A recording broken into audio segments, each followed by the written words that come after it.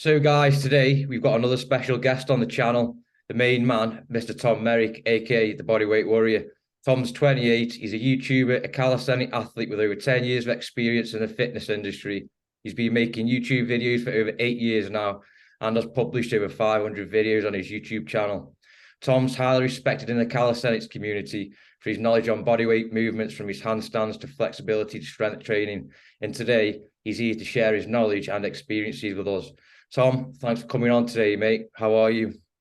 I'm good, thanks, man. I was good. Thanks for having me. Yeah, thanks for coming on. Really appreciate it. What time did you get up, mate? What time did I get up? I'm not particularly an early riser. I was up at about 7:30 this morning. Wow, fair play. I'm not one of these 5 a.m. sort of people, unfortunately. I don't know how people do it, mate. I have no idea. I got up at 8 o'clock and I'm like, eh. What's your morning routine? Well, usually I end up the first thing I do is I try to get outside. It's like a habit that I started doing a few years ago. Obviously, I think if you follow anyone like Andrew Huberman, then you know the benefits of that early morning sunlight exposure. Benefits the circadian rhythm, maybe helps with the feeling less like Definitely. yeah, this horrible in the morning. So anyway, first thing I try to do is get outside, and that helps because I've got a dog, so she's usually like bouncing off the walls first thing in the morning. So I tend to go for a walk for about an hour, get some steps in, get some light, and then I come back, make some coffee, and usually do work of either this or house renovations, as we chatted about previously. So I don't really have much else to it than that, to be honest with you. Like I used to do various different things like stretching or, you know, a lot of health hacks or anything like that. But to be honest with you, coffee and getting outside, and I'm very happy. If there's sun, that's a bonus. But obviously we live in the UK, so that's not always possible. Can I ask you a question, mate? Sure. Where does your passion for coffee come from? I can't tell you. I don't know. I just have a problem. I would say it's probably a mix of addiction and passion. I'm not particularly addicted to coffee. It's just like I can't explain it, but if I could be like my ideal just moment in the day is if it's sunny, I can make coffee and just sit in the sun, read a book. Absolutely ideal. Like that's my happy place. And I think there's just I don't know. It's more about the ritual of doing it right. So I actually wanted to open a coffee shop when I first left school. And my dad, I was working in a coffee shop and really into coffee at that point. But my dad was like, "No, you gotta go to university, mate." So you should do in the future, you know. You should. Sorry. You should do in the future. I would love to. I'd love to. I think people who work in coffee shops work incredibly hard for not as much reward as they should get. So it's a tough job. It's tough. Yeah, it's a tough job. You got to deal with people, and we actually used to, when we were working, if we had anyone rude, he would order, then we'd just put decaf coffee instead of normal coffee. It's a subtle cruelty. Oh God! Right, I'll move on. You can do it. I'll move on from the coffee. I love that answer, decaf. Right, brother. How did you get into calisthenics? So I was training weightlifting and like your normal sort of gym stuff. I did that since I was about 18. Kind of progressively got into it.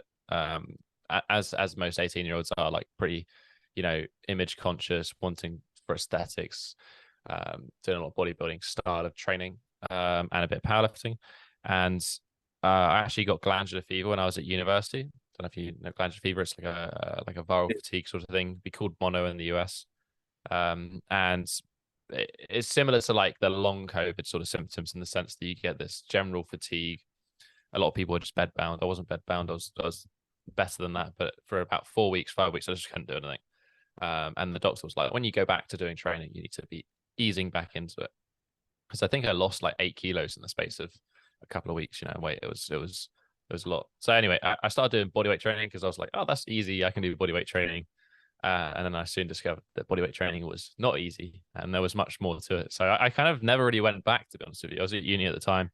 I was at Loughborough, which is a big sports uni. There was the national gymnastics team, or a lot of the national athletes were training there. So I kind of like saw them doing, you know, like planche on rings. And I was like, oh, that looks fun. I'd like to be able to do that. I'll be able to do that in a couple of years' time.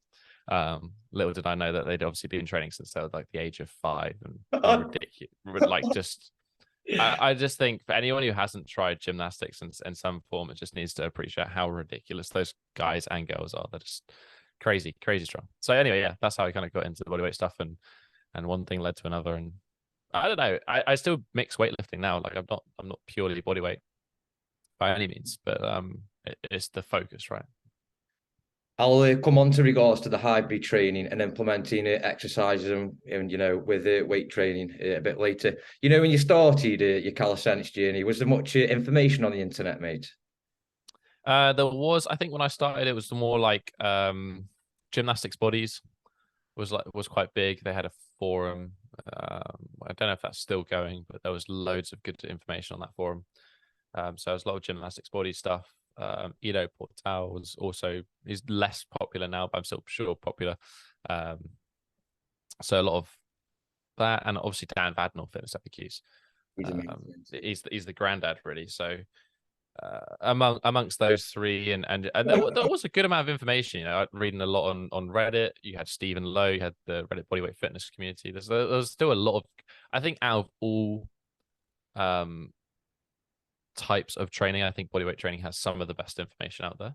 Like it just seems to be the most anti-bullshit, and I don't know why that is. I don't know if it attracts a certain sort of person, or I know with like the bodybuilding sort of stuff, you get a lot of like, oh, this worked for me and this is why I do, whereas like there's much more of an analytical thought process when you look at the general Discord online to bodyweight training and calisthenics and flexibility. Actually, I take back flexibility. That's bad flexibility, but usually bodyweight training, pretty good. What's been your most difficult challenge? What's been your most difficult calisthenics skill? I mean, there's one that I just haven't got yet, which is the planche. So I've seen all your videos. Yeah, that was the original goal, and I still cannot do it. So that's just due to genetics, though, isn't it? With your height, you're really how tall are you, bro? So I'm 6'4", 191 centimeters. But it's not just height. Like I think I can do it. I got pretty close to it. I got pretty close to straddle planche, but it's kind of been a mix of it will take time. Yeah. So I had a consistent period of time, and then I kind of got distracted doing one-arm handstand. And the one-arm handstand, like obviously you have to sacrifice certain things. So I didn't train as much strength, and then there was sort of like a couple of injuries. Yeah. There's a couple of injuries, with like a supraspinatus tear. Some bicep tendonitis. So it's kind of been a mixture of things, which means that I haven't been able to do it. And then the past like year and a half, I've just been doing renovation work. And if I do anything remotely intensive, I can just get bicep tendonitis quite easily. So it's, I think as of next year, 2023, it'll be the year of the planche. I've said this many years in a row, but I'm not doing as much handstand stuff. I won't be doing any building work. So I think it's going to have to, the excuses are aside, it should be the year. Nice, mate. How much has genetics affected your growth in calisthenics, mate? I think it's been probably equal. I think like I'm obviously as you mentioned, I'm tall. I've got long limbs. Like so I'm 6'4", but my arm span's actually about 6'7", 6'8". But you're a beast. Yeah, sorry. You're a beast. I'm solidly average when it comes to calisthenics strength. What I thought was good when I first started is kind of where I'm at, but the standard in general has gone up just crazy levels now. So yeah. I mean, I'm happy with it. For me, I don't need to be able to be this. I'm not the strongest person. I'm not the most flexible person, etc. I don't need to be me. Just happy. Yeah, exactly. But I think genetic wise, like I've got some good stuff in terms of I tend towards strength relatively easily. Flexibility was a little bit more of a challenge, but I seem to have made good progress there. So in terms of phenotypes, I seem to have like I've always been pretty athletic. So I wouldn't say that I was genetically disadvantaged when it comes to training. I think I've certainly trained a lot of people who have started from a much harder point than I am. So I feel I couldn't complain there. Certainly the height side of things does make things harder, but not impossible. Static or dynamic movement patterns, what's your favorite method for progressive overload? I mean, generally dynamic. I think you can get good progress with both ultimately, but most people you get better progress with dynamic movements. I think just generally speaking, and they're also just less boring. Yeah, definitely. I love, yeah, you can't, yeah. I Handstands or, think, sorry, sorry, handstands or flexibility. What's your favorite to train? handstands. Yeah, definitely. One of my, Handstands is just kind of fun. I don't mind flexibility training. it's difficult, isn't it? It's a different sort of suffering. But handstands are more fun. I like the communal aspect of handstands as well. Like usually when I train handstands these days, I train with people, so I quite like having like a bit of a jam.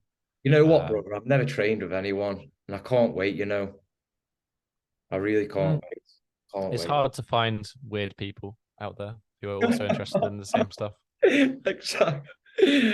That's Bro, the, I mean, that's the beauty of social media, right? Like I met, I think probably a majority, like a good number of my friends are from, you know, this sort of training who I've met outside of this, who do handstands or flexibility, like, other coaches, etc.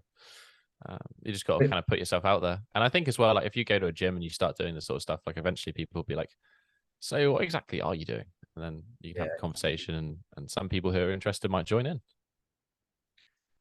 One of the things I've been trying to do, to be honest, is I've been trying to get more people interested in calisthenics, but up north, there's just no one interested. It's quite dead. Greasing the groove, brother. What's your opinion on the training, that method? Yeah, I mean, it can work well. It really depends on what else you've got going on.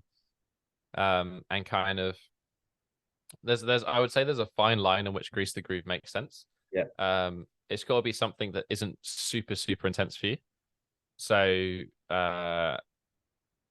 maybe like 50% on the effort on the RPE sort of side of things. So you need to be able to do at least like 6 reps or something to be able to grease the groove it effectively, I would say, without overtraining. If you do more intensely, then you just need not much other stuff going on in your life in terms of like physical or other stresses.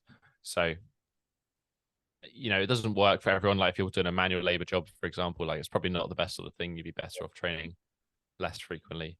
But it can work well. I think it works better for more neurological skills. So handstands, probably Technique. flexibility. It's flexibility as well. You could definitely make the argument for it working really well.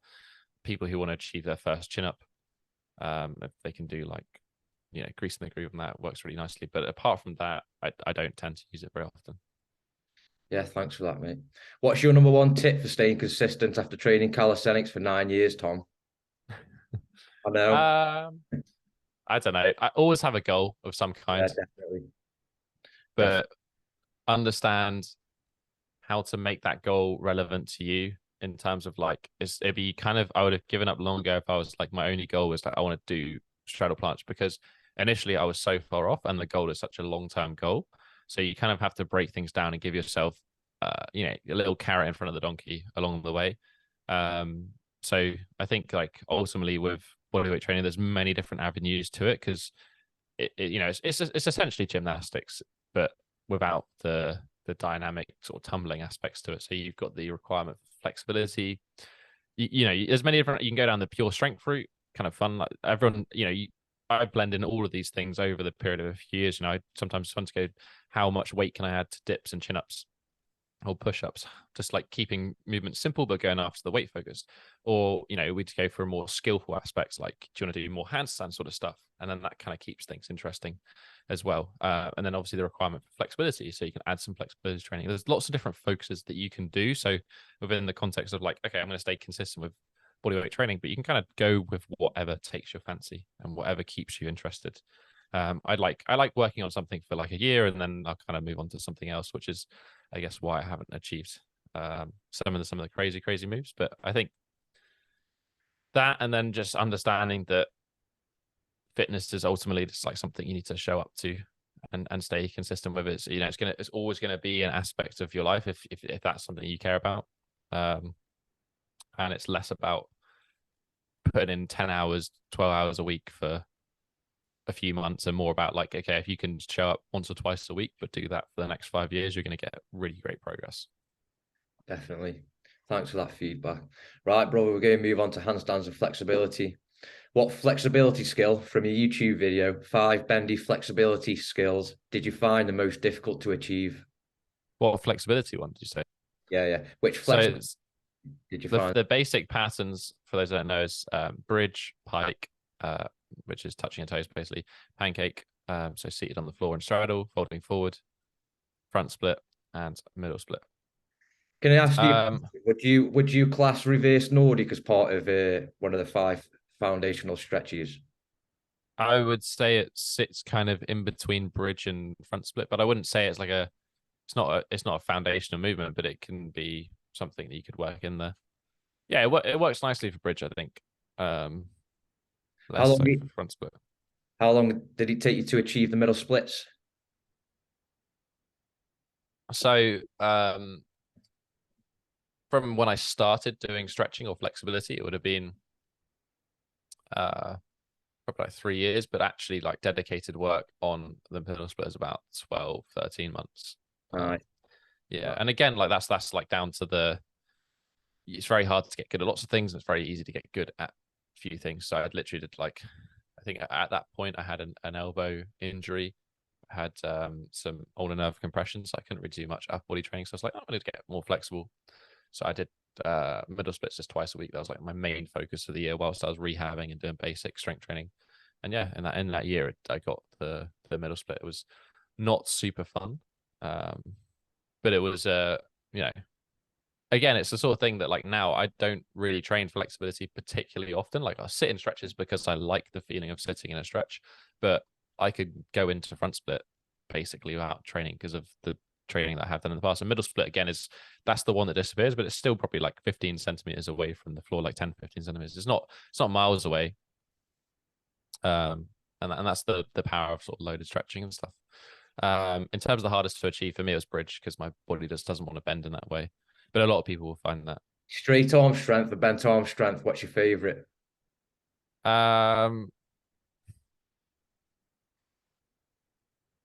To train, I prefer training bent arm, but to like quote unquote perform. So say if like, you're just jamming with some friends or something, or I would like to do, I like the feeling of doing a straight, like a shoulder press or something, or a planche. It feels cool, but to actually train for sets and reps, I'd prefer to train bent arm. Very difficult. How important is flexibility when it comes to achieving handstand variations, Tom? I mean, as long as you got good shoulder flexibility, you're going to be fine. Yeah. If shoulder flexibility is okay and you want to do more advanced stuff, then you probably need a decent middle split straddle pancake sort of thing. Otherwise you're not going to be able to do straddle handstand. You're not going to be able to do press. Well, you could do press, but it will look not very nice, or it'll be really, really heavy. So yeah, overhead flexibility and then general hip / straddle flexibility. The floor, parallettes or canes, in your opinion, what's easiest to perform the handstand on? So I mean, technically canes, but that's probably going more down the one arm route. I guess floor probably for most people. I've never experienced canes yet, mate. I haven't actually. Yeah, I mean, not many people. Like, I don't think really until you get to one arm handstand, you don't need to. On the context of one arm handstand, canes is easier because canes does a lot of the balancing for you. Right. With two arm handstands, I would say that floor you get the most in terms of you think about your hand position and the resistance you have. I would say you have more control. And parallettes though are kind of still easy, but you have like less room for error, but strong. It's kind of half dozen, 6 of one, half dozen of the other. It's usually whatever you train more, it's going to be the easiest thing. I would encourage most people to do floor because then you can do it anywhere. Have you ever injured yourself performing handstands? And if so, what's been your biggest lesson you've learned to share with our audience? I've injured myself many times. I think as well. So this is actually, you mentioned genetics earlier. I actually did a genetic test and I have a higher, I can't remember what the gene itself is, but I have a higher likelihood of injury. I have to double check that one, but there is actually a gene associated, or a couple of genes associated with muscular injury and like tendinopathies. Anyway, I seem to injure myself fairly regularly, and initially it was more down to not knowing what I was doing, and these days it tends to be just down to being stupid. So the thing that I've learned is capacity is everything. So probably the most recent injuries for me personally have been down to the balance between doing physical labor and doing training. I'm not a builder by trade by any means, but it's something that I do at the moment about 50-50 of my time. And, just somebody coming into that, I've noticed the toll that takes on my body. And whereas I could have trained beforehand and I didn't get any issues, now because you're doing repetitive tasks, and this applies for anyone who's in the building trade, yourself, you're a welder, you do repetitive tasks, there will be a repetitive exposure which you need to account for with your training. So usually it means that you can train less and still get good results, because it's kind of finding the balance for that stress. With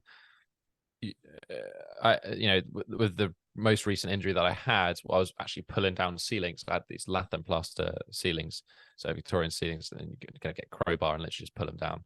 But I was doing all this work overhead, doing it whilst training a lot of handstands at the same time. And I just got bicep tendonitis because I just didn't have the ability to do that much work. So whereas I used to do like 4 sessions a week, but those sessions would be like 2 hours long, because it'd be like handstands, flexibility, and also some strength training in there. Nowadays, I do like 5, 6 sessions a week, but the sessions are like 30 to 45 minutes. So they're much more focused. And I tend to separate things out a little bit more. And that's mostly because of what I'm doing. So that's kind of like, that's all I would say, is I would just like try loads of different types of training and try to understand the context of which like the rest of your life is, because ultimately we're not athletes. So some people can get away of doing 1 or 2 sessions a week and still make progress. Other people need to do more often. That's the biggest thing. Like, just find the right level of capacity that your tissue has. How long does it take you to warm up, mate? As I said, these days I don't really do much warm up. My general warm up is 1, maybe 2 sets of whatever the first move. So this is what I mean. This is why things have changed a lot lately for the past year for me for training. Now it's like I have a session that's 30 to 45 minutes and I go in with a specific focus. It's done. Yeah. So I don't really mess about with warming up because I don't need to. If I'm doing flexibility stuff, then I might do some hip opening, or I might do whatever's relevant to the session. But if it's strength training and I'm doing like a bend time strength session or a push session or something, like I'll just do, say I've got handstand push-up as my first exercise, I'll probably do 10 push-ups. Yeah. Then I'll probably do like 5 pike push-ups, and then I'll do the session. I'll start. Like there's no point messing about. Like they don't need to do, unless you have an issue that you need to resolve, you don't need to do much more of a warm-up than that. Yeah. But beforehand, where I would do handstand strength, flexibility, all kind of as one big session, similar to like how maybe a gymnast might train. I would kind of warm up. I'd open parts of the body. If I'm doing handstands, I'd sit in some stretches for a bit, so my straddle was better. I'd warm up the wrists. I'd always warm up the wrists regardless for handstands. But it would just be, again, I've got more time to play with, so I'd do more of a warm up. Yeah, thanks for that, mate. What advice would you give somebody who wants to learn the handstand? Be patient. I think that's literally it. Be patient is number 1. Right, let's talk about it. Don't jump ahead of yourself. I think that's probably so that's what I mean by be patient. It's like a lot of people want to run before they can walk. Yeah. Just be on the wall until you can hold it for like 10 to 15 seconds. Nearly someone said it. Yeah. Yeah. And then you'll be fine. Let's talk about your injuries and recovery. So you posted a video a few months ago. I think it was around 7 months ago. Van Damme splits. You teared your abductor. I think it might have been a little bit longer than 7 months now. It might be. It could have been 9 months, maybe. It'd be like a year and a half. I don't know if I posted it afterwards, but the actual incident would have been like a year and a half ago. How's the recovery? Are you back to 100% now? I don't know. To be honest with you, since I did that, again, so there's an example of me being stupid. So I've trained middle splits quite a lot in the past. I haven't done much active middle splits for a long time, but I still have the range of motion. And on that particular day, my middle splits was feeling good, and I was like, oh, it'd be kind of cool for the gram, and I'll just do like a Van Damme thing. So that was like, again, an instance of where like I don't have the capacity to do it. I'm just being stupid, and then I get an injury. So like, I haven't, since I've done that, I've trained side split, and my side split is now back to kind of like, again, about 10 centimeters from the floor, which is kind of for me where I can keep it without having to, if I intensely train, I can get lower, but for the other things that I do, I kind of get niggles in my hips, etc. This seems to be like a nice balancing point. So for all intents and purposes, it was fully recovered. I was squatting a lot this year, so like I was the strongest I'd been in squatting. I had no issues with it. It always gets better. The amount of injuries that I've had, sadly, As I No, said, bro, most you haven't had much luck, have you, mate? I would say I've just not learnt from previous lessons. As you've gotten older, mate. Like, it's your birthday last week. Were you 28 or 29? In September, yeah, I was 28. Well, happy birthday for then. Have you noticed a slight change in recovery time as you're getting older now, like myself? As I'm getting older. I hate to say like 28 is being older, but yes, to some extent. So again, like it depends. I know for a fact that I'm expending a lot of recovery energy on other things at the moment, so it's hard to say. I feel like I have got less recovery capacity as I've aged, but then I've done more of this as I've aged. So I think we'll find out next year. It'll be interesting because I haven't actually probably the last two, 2.5 years, I haven't really like I've been doing training, but I haven't pushed myself to a goal because I've been focused on other things. So like I've just been training and showing up and keeping things working. So it'd be interesting to see what happens next year when I actually decide to do that. Definitely. But ultimately, your recovery does drop with age. But all that means is you can get just as good results with training less. Nice. So there you go, guys. You're never too old. No. I mean, the more I've taught workshops and met people, like the more I've met people who are like 60 and 50 just getting into this, and still having a great time and still moving. Sorry, mate, but Paul Twyman was an interesting one for me. I did do a podcast with him a few months ago. So he was telling me he's 37 when he started his calisthenics journey. Yeah. Paul's a lovely guy as well. He was actually the person who got me into handstands. And he's sound as well, and he's a really nice person. Yeah, he's a really lovely guy. He's the granddad of the handstand. He's like the Daniel Badnall, I guess, in Australia as well. But he's for the handstand sort of community that's out in Perth and stuff. He's such a good guy. And as I said, he had a hashtag on Instagram, a handstand 365, I think was the basically like posting a picture of a handstand every day, and that's what started me doing handstands many years ago. He's a beast. Yeah, right. He is. But I mean, he's a great example. He's like 45 now, 46, 46. Yeah. And yeah, he's super strong. He's amazing. He's working on full planche and stuff. It's the body will continue to adapt until you're quite old, and certainly like I think it'll be really interesting, and I think we will see a big sort of divide between people who are physically active and people who aren't. Like I don't think the generation before us didn't really have access to the gym and in the same sort of fitness culture that we have now. And I think kind of as that starts to come through sort of my parents' generation, you have the people who decided to go into physical fitness and those that didn't. You're going to see this divide in terms of like expected aging, how people think that aging might happen. And that sort of gradual decline. And a lot of people use that, I think, as an excuse. And then you see the people who are kind of very resilient and determined not to lose their ability. Obviously, like with age, you're going to lose strength, muscle mass, etc. gradually. But there's a lot you can do to resist that. And I think it's going to be interesting to see. Definitely. Yeah, like what as I said, I've met many people who are 60 plus who are still very physically active and doing some crazy stuff. So I think certainly at 28, I'm not remotely worried.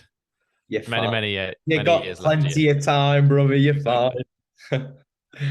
Right, let's discuss health and lifestyle. How do you balance your work life, being a YouTuber and calisthenics athlete, as well as everything else that you do and renovations and? So I think obviously I can't really chat because ultimately I'm a YouTuber. I'm not really. I don't like that word because it's not really doesn't summarize what I do. But yeah, like I'm the last person who should be moaning about a work-life schedule. I don't have to be up at a certain time. I choose to get up. I don't have to go to an office. I don't have to lots of things. I'm very fortunate. So I appreciate, obviously work with a lot of people who have jobs and I have friends and, I respect massively their ability just to like do their job and then also everything else that they do in life. Yeah. Are you still? You were saying, how do I balance it all? As I said, for myself personally, like I think just recognize that you only have so much recovery or so much capacity in the bucket of reserves, and you just need to distribute that. You can do lots of things if you want to, but you probably aren't going to make much progress in lots of things. And it really depends. A lot of people are kind of happy with that. A lot of people just like the activity itself. They're not too worried about making progress. They just want to do lots of different things. That's fine. If you want to get good at stuff, you need to make, I don't know, sacrifices, but you need to make efficiency choices, and you need to choose what you're gonna work on. As I said, for me, like I'm fine with the fact that I haven't really made much progress over the past couple of years because I know that I'm spending energy elsewhere. That's fine. I've made some progress, but yeah, like you just need to understand the situation you're in, and again, like, you know, if you're doing a manual labor job, you don't need to train 6 days. Like, you don't need to train like a fitness influencer, the people who all they do is train. Like, that's their job, to look good and to train. Like, you don't need to train like that. You've got other stuff going on. You can train a lot less and still make good progress. For a life. Well, I'm joking. yeah. I mean, I say that, but like, I don't do that. So I think about it, I'm like, oh yeah, it'd be nice just to like do nothing and train all the time. I guess I could do, but I take on other tasks. You know, as I said, I've been this is the third property that I renovated. Nice. I split my time like 50-50 between doing that, and I kind of do a bit of everything. Like, you know, it's particular. I don't just do the fun stuff. I do the dirty work as well. Like, I think I've probably carried out maybe like 5 tons of rubble from this particular house by hand in plastic buckets downstairs. Like, it's been brutal. It's been, think, like, I shouldn't be complaining about this because people do this as a job. Like, I'm doing this by choice, but you know, it's much the same as training. You got to spend time in the trenches and get an appreciation for what's involved in the task. are you still bulking, by the way? My training is mass gain focused at the moment, simply because I think, as I mentioned many times in this sort of podcast, is like, capacity is the ultimate thing. Like, if you don't have capacity to perform exercise, then you are never going to be able to work towards more advanced stuff. So for me at the moment, my focus of training is maintaining capacity. So that comes down to like basically doing reps, doing more volume, but like lesser intensity.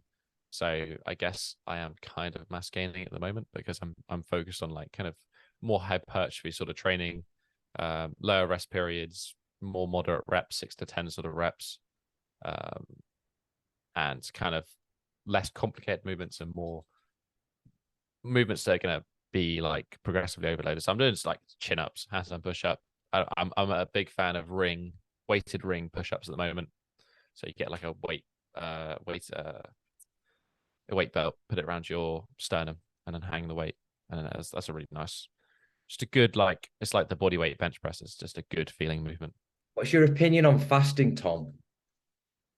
So fasting is well studied. Benefits are well evidenced. A lot of it's around Ramadan. A lot of the evidence as well. There's been more in recent years that isn't, but like, that's kind of working on a 12-12 sort of cycle. So I think kind of the general consensus is that if you abstain from eating for 12 hours, you're going to get many benefits associated with fasting. The whole like 16-8 sort of stuff, like the additional benefits that are associated with fasting don't really kick in unless you're doing like 24 hours plus. So for me personally, I try to go 12 hours without eating, which actually isn't that hard when you think about it. Like, if you stop eating at 7 p.m. one evening and you start at 7 a.m., it's not really much of a difference. I tend to personally eat dinner about 7 to 8 p.m. and then I eat usually some. I don't eat breakfast because I can't be asked, to be honest with you. I like to get on with things in the morning. And if I sit down and cook, and it'll just be a drawn out process basically. So I tend to just eat lunch about midday. So whatever that works out, and occasionally I'll try and do a 24-hour or longer fast, and that will usually be having dinner and then having dinner the next day. That's generally the easiest way to do it, because you sleep through some of the hungry period. But to be honest with you, like, 24 hours isn't that long to go about eating. But yeah, it's well worth your time. Again, though, you consider that fasting is a stress, so balance it with everything else you're doing. Do you have a dog or anything? Yeah, I've got a staffy. Got a staffy's over there. He's asleep though. Oh, okay. This one's way more demanding. She couldn't be just happy of sleeping. She's got to be. How old is she? Being annoying. Like a year and a few months. Oh, cute, mate. Yeah, she could go. She's beautiful, man. She's she's good, mate. My girlfriend lives up in Bristol, so she keeps me company in the Tom, meantime. where are you from, by the way? Where do you live, mate? Bournemouth. Right, got you. You sound like you're from From around North, mate. From North. Staffordshire. Yeah, Staffordshire, yeah. Yeah, there you are. Got an ear for accents. When are you most productive? When? Yeah. Um, I'm not a morning person. As I said, my favorite thing in the morning is to drink coffee and read a book. Yeah. Um, it depends. I would say probably evenings. I try not to sit on a computer because ultimately I've got to do work on a computer. I try not to sit on a computer late at night, but certainly like if I actually was to have my peak focus times, I would sit down and edit until like I don't know 1 in the morning or something. Like evenings is definitely a good time for me, but I'm Oh, having to like slowly. I've had to over the years move to like just more normal day working.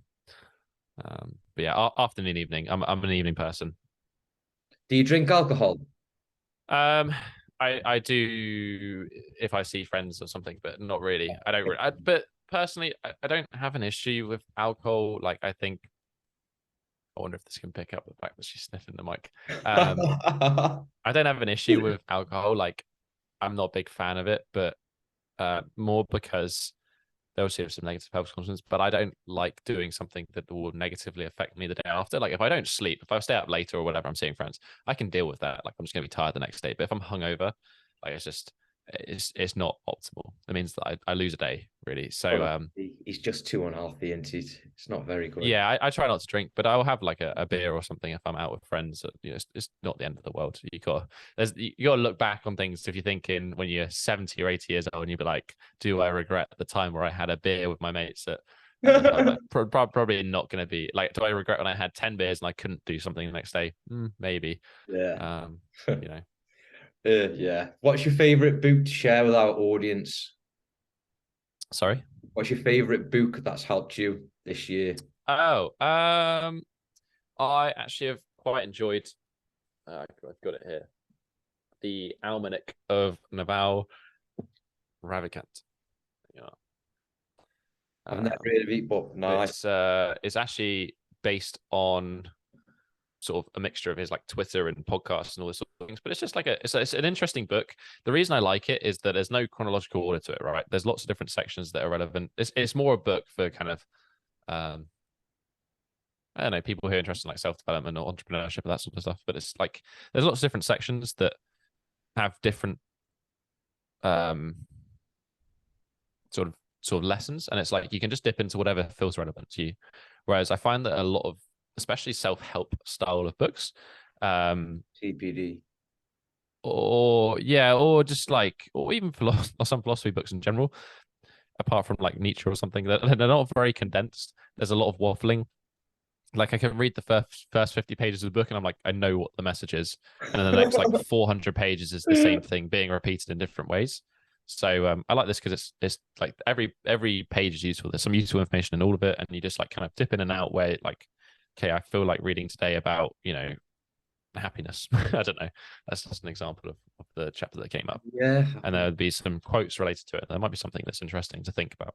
And that's another thing. I like to read books that stimulate me to think about something rather than tell me the information. So yeah, that was a great book, and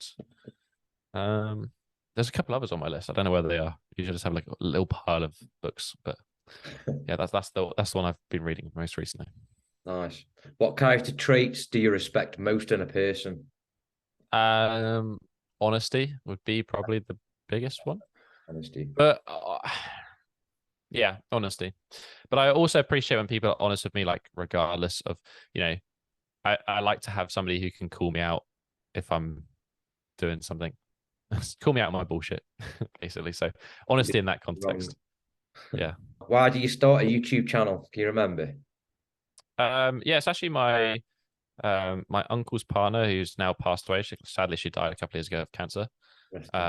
But I was out visiting them in California when I was on sort of a break from university, and I was like posting pictures and doing handstands and doing all this stuff. I'd been doing it for a couple of years at that point, but I wasn't really doing it for like a following as such. I was just kind of sharing stuff that I was doing on Instagram. I had like a little community of friends and stuff, like, you know, as I mentioned, Paul Twynham and others. She was like, "Oh, you've learned quite a lot. You should make a YouTube channel and share some information." So You're one of the biggest reasons why I pretty much started calisthenics, because I messaged you about 2 years ago, probably a year and a half ago, with regards to the straight arm straddle press, and you gave me some feedback. Okay, cool. Thanks for that, mate. Appreciate it. I hope it helps. If you can remember. I think did you send me some videos of you like training in your living room? Yeah. I do vaguely remember, yeah. Yeah, that's sound. Well, we got there anyway. I got it in the end. Did you? Yeah. How long did it take you in the end? Get the straight arm. It probably took me 1 year, and on parallettes. That's pretty good. Solid. Number one tip for staying consistent with content creation, Tom. Staying consistent with content creation. Yeah. I don't know, but I do think that's crucial. I didn't. So the last year I've let myself off because I said I've been kind of not overwhelmed, but I've had to put more effort, more energy than I thought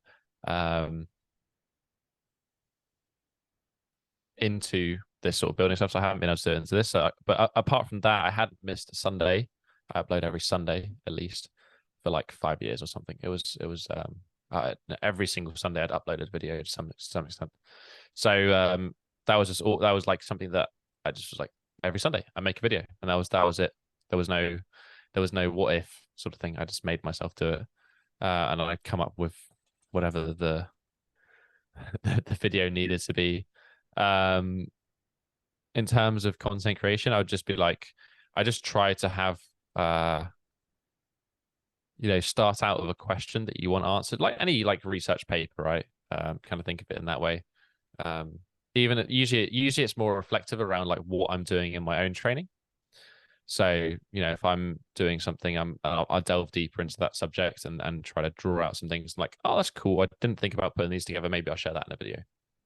Yeah. So I think ultimately we're at the point now with, like, as I said, there's good quality information in calisthenics. Like, somebody's made a video on everything out there. So you need to just have your own personal take on things. Style. Yeah, exactly. So I started making videos. I didn't actually make videos in an educational way because I didn't think that I knew enough. I didn't know enough. I'd only been training a couple of years. So I actually just started sharing kind of the training that I'd been doing.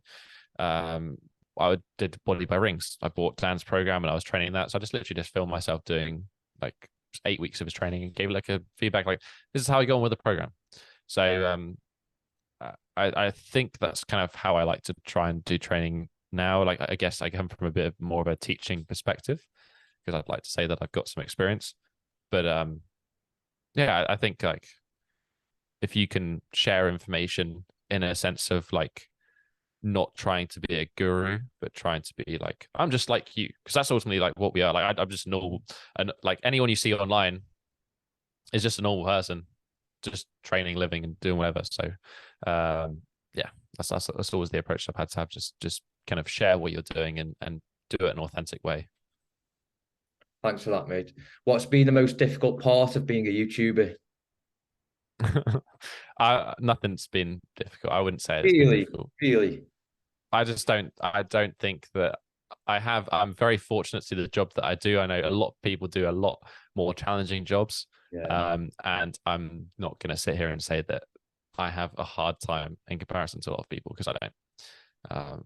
There's been obviously things that I've struggled with, but like in the grand scheme of things, it's nothing. I appreciate and appreciate the position that I'm in, and Fortunate. I think, yeah, exactly. Any hard challenges I have is well worth it. So, I think probably if I was going to say anything, I would say like the fact that I work for myself. I think I'm fine with that. Like, I'm pretty independent, but I know a lot of people would struggle with, like,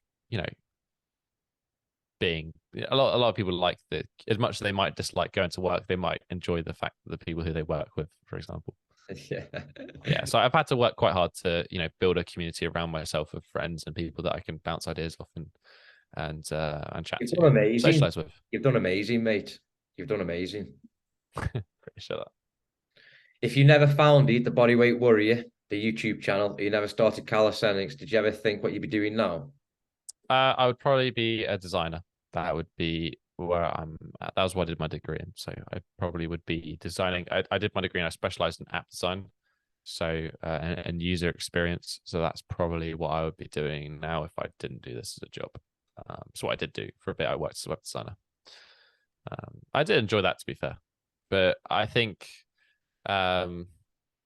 nowadays, even with like creating YouTube content, I enjoy making videos. I enjoy the process of making. That's the thing that I realized that I enjoy most. But I really enjoy physical things. So I struggle now to do stuff that's virtual, even like creating videos or just like doing this sort of digital stuff that I do for a job. Like I enjoy the filming, the actual doing, the training itself, but the making of things that is digital, I struggle with in comparison to like the house putting stuff. I really enjoy that physical problem solving. So I think if I was to redo again, I probably would do a trade of some kind. Couldn't imagine a Tom Merrick as doing something else. I couldn't imagine it. I couldn't. Negativity and haters. How do you deal with negativity, trolls and haters, brother? I don't think I really get too much negativity. I'm not entirely sure why. I don't think I'm particularly controversial, so that'd probably be the reason. And if I do get any negative, I try to read. One, I try to take it seriously and not take it seriously. So I'll read the comment and really ask myself, like, is there any truth in this comment? Because if there is, then there's something that I can think about. And then also then you need to consider like the place in which that comment is taking place. So like, are they saying it to be spiteful, or do they have some really good criticism? A lot of the times online, it's usually not so much criticism and more of an insult, but sometimes there is some truth to it and there's something to learn from. But I don't really get hate, and if I do, I don't try to take it too personally. It's just what it is. Are you planning any workshops up north in the next 12 months? As I said, I'll be finished with. I've kind of taken a bit of a sabbatical, yes, over the last year, and my renovation will be done April, and then as of April, I'm going back to only doing the bodyweight stuff for a good year and a bit. So there'll be more workshops and more videos, better videos, etc. I feel like I've done what I've needed to for the moment, and I'm kind of missing doing that.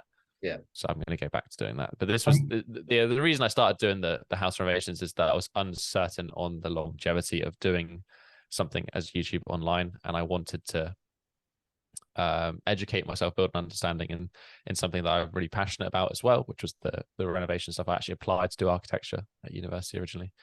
And I wanted to understand, build those skills. And I guess I feel like I've kind of got to the point where I'm like, okay, I could come and do this if I needed to, but actually like I'm missing doing the thing that I love doing. So I'm glad to be back, but I've got another 6 months of struggling to get through. 6 months.